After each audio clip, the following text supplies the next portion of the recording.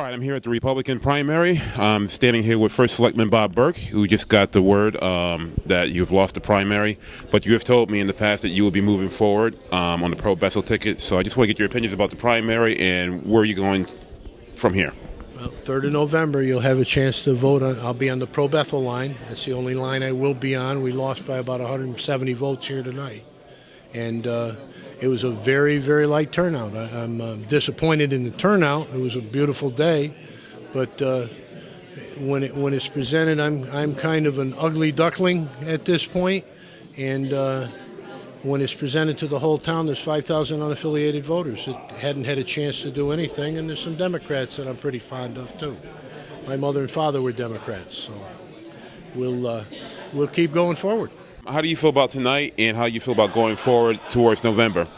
I'm excited about going forward because, like Bob said, there's 5,000 unaffiliates that will get the message, and I'm sure they'll do what they have to do. All right, I'm here with the official Republican nominee for First Selectman, Mr. Larry Craybas.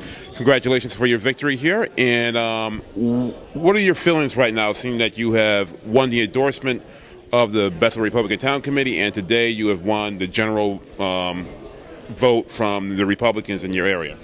I'm feeling terrific. I think our message resonated with the people in town, with the Republican voters. We tried as best we could, as I told you when we were on your show, to stay above the fray and talk about the issues and the opportunities. I had a particular challenge where I had to help people understand who I was and what my credentials were to do this job, and to have them believe that I was the person to lead Bethel forward. We had a slogan, better ideas and better for Bethel, and I believe people responded to that. Mr. Burke has got a lot of following in town, and he's accomplished many things, but I believe this town needs the business experience and people management experience that both Paul and I will bring to the next 2 years. That's very great. I appreciate you taking the time to talk to me. I know it's a big victory for you, and we got a three-way race here, so I'll be seeing you a lot more on the campaign trail, and I'll see you in November. That's for sure. I thank you.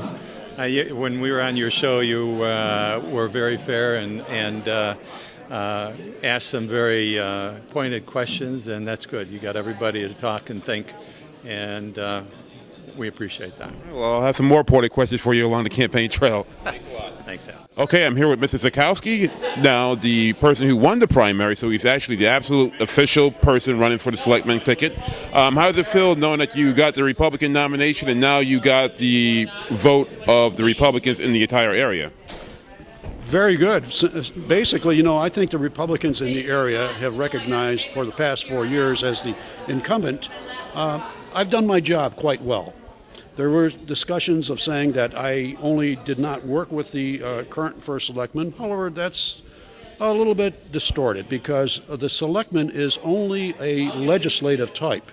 When you have the First Selectman and a Selectman together, that's a quorum. You can't do such things. That's illegal. But when you take a look at the results, and I'm glad that the community recognized my results as a Selectman, it's a good, rewarding feeling. Okay. Now, I asked your chairman of the Republican Party this, and I'll ask you this as well.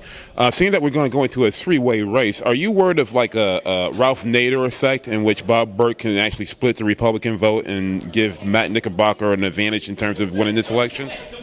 First of all, vice chairman only, not chairman. Paul Improta is the chairman. That's a possibility. It's always a possibility. However, I think what we're going to do is present the facts as we have been doing all along in this little primary campaign.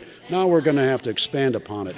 Also, there's another, if you're concerned about the Bethel Pro Party endorsing Mr. Burke, we have been also cross-endorsed by the Independent Party.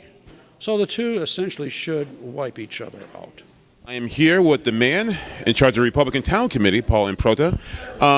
Let me get your thoughts on the primary today, seeing that your candidates, your endorsed candidates, won the primary. Where do we go right now in terms of the entire campaign?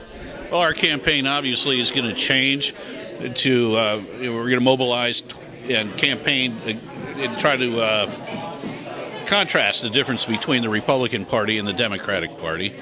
We have some very good candidates. The people in Bethel, the Republicans, came out and affirmed Larry Craybas and Paul Szatkowski. So tomorrow we begin again anew. I mean, we're going to hit the ground running.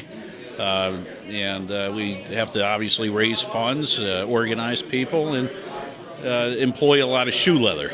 So that's our plan from now until November 3rd. Let me ask you a couple of questions real quick. Now, this primary is over. It looked like it was a little over 100 votes or so between the two candidates. We're running into a three-way race now with Mr. Burke still on the ticket. Are you a little concerned about the Republicans being split on this ticket and giving Matt Knickerbocker an advantage in getting winning this race? Well, I think that Mr. Burke needs to think hard about whether he wants to persist in this. It's a losing battle. He's not going to be able to raise any funds. If he does, it's going to be minor. He'll be viewed as the spoiler. I don't think that he'll pull in a whole lot of votes if he runs. So our first objective, obviously, is to try to convince the pro-Bethel party that this is a losing cause. Yeah, obviously the Democrats and Matt Knickerbocker are a formidable slate. They've been working hard for the last 2 years. I mean, you may be familiar that they come to all of the major boards with their cameras, and they're looking to put together a very comprehensive campaign. So our idea, obviously, is that we're going to try to counteract any kind of perception they have of the Republican Party, and I think that we began that tonight with Larry Craybas and Paul Szatkowski as a new day in Bethel for the Republican Party.